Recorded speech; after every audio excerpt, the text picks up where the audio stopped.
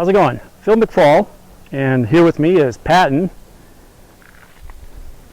my cruiser. Currently we are touring Ohiopyle, Pennsylvania, and we are residing right now in Lawrenceville, Pennsylvania, suburb of Pittsburgh, and you got to see this. I built this I started this in about 2015, 2016. It's a felt foundation, okay? As I looked at this, I just felt it needed more. So it already started out with the olive drab and that green, and it kind of had that kind of a World War II classic 1940s feel to it. I started building and adding accoutrements to it, and here we have a 1944 shovel, a trench shovel. What caught my attention on this is inside the handle has two notches cut into it that they've been there for quite some time. So I don't know what this means. I wish I could talk to that GI, but it's got two notches in it. Was it two tours? Did he have to use the shovel twice? I guess we'll never know. But this is 1944. Over here we have our rifle scabbard with a real K-bar. And again, I want to keep this as real as possible, and this is a real actual U.S. Army issue K-bar. Rifle stock, this will hold anything. I've held a Remington 870 shotgun, it'll hold a K98 Mauser, a Mauser Nagant, and of course, to go with the U.S. military, the M1 Garand. Today, we got a little something in there, so. And working our way to the back, this is my tool and tube kit. Got some tools, air pump and all here. What's really neat about this is it is also a World War II Italian ammo pouch. It's the real deal. 1940s, this was used in combat. Got my tubes and tools in here, but again, I really want to stay with this whole classic style. Got a little bit of an aftermarket pouch here. This holds my headlights, rear lights, and a little bit of repair kit as well. This was included with the felt bicycle. This is the only thing that came with this body and style here. I wanted to keep this. I really like to change this out into more of a classic leather, but again, this is part of the whole felt system here. One of the more recent additions was the 1954. This is the real license plate. 1940s, I wanted to stay with that, but 1940s really squared up, and I like how the color kind of married in well with the bike. So that's real. This is quite the find. I found this in a military surplus store. This is a Swiss Army Casualty trailer, and they would use this on the front line to take the injured soldiers off the front line. And we're going to work our way back here, but this took a little bit of a modification here. I did get the hitch married up to the bicycle, and this is all articulating, so this will take curbs, bumps, ditches, and keep the patient or the Yeti stable. So let's work our way back here. What's neat about this is it has a drop-down kickstand. So what it was intended for was, once we get the soldier to the field hospital, I can take it and wheel them around, drop them, take an empty cart, and head back to the front line. Or when we're camping or at a farmer's market, I can just plant this, go about my business here. So working our way back even more, the stretchers here would go right here. You know, you see the old classic like Saving Private Ryan. They got the wooden poles, and then the canvas is the poles that go right here, and there's a handle here. Disconnect. You put the patient in the stretcher there. This clamps down and holds the patient. What I thought was neat with the Swiss is how they paid attention to detail here, is how this is all spring loaded here to help absorb some of that shock from getting them off the battlefield.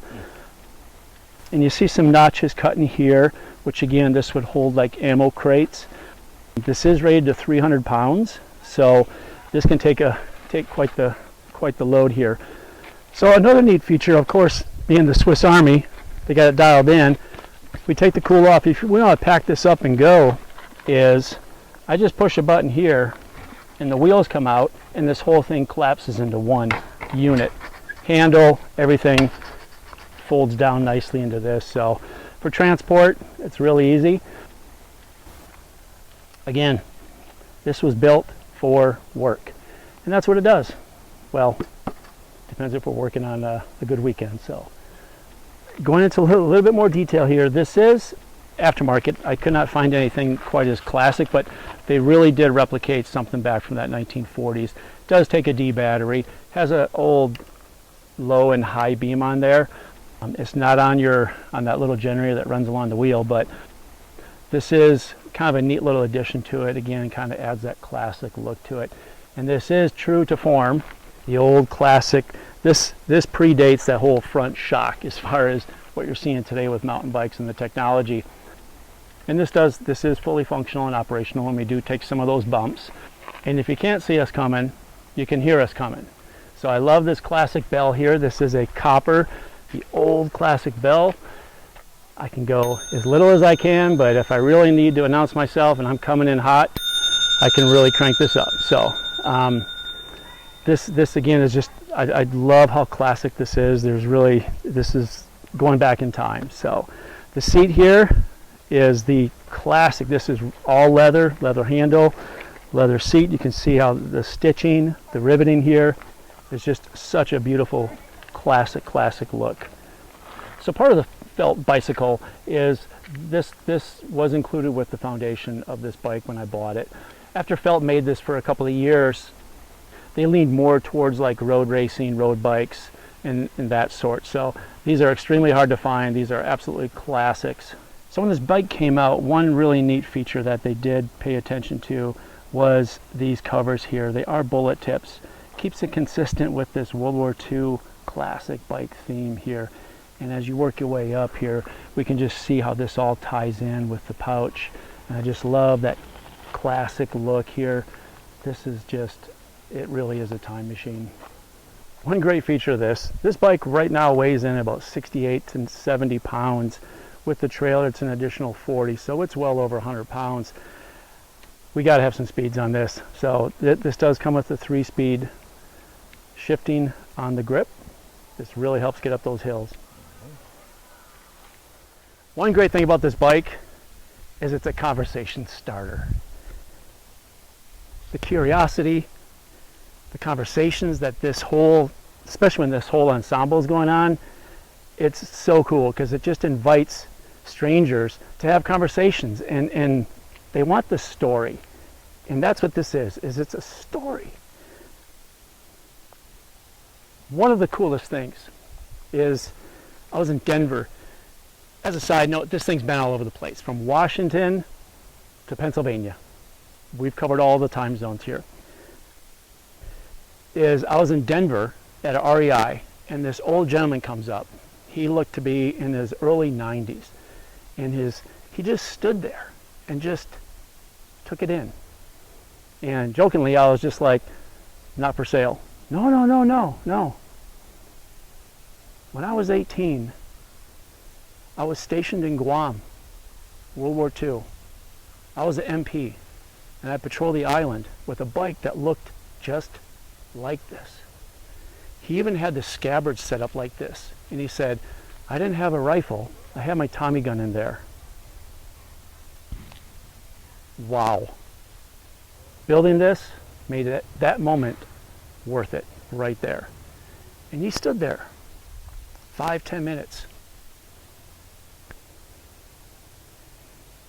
He was 18 again. So if you want to follow the journey of Patton Cruiser, check us out on Instagram, Patton Cruiser, spelled common like General Patton, Patton Cruiser. Check us out. We'll see you there.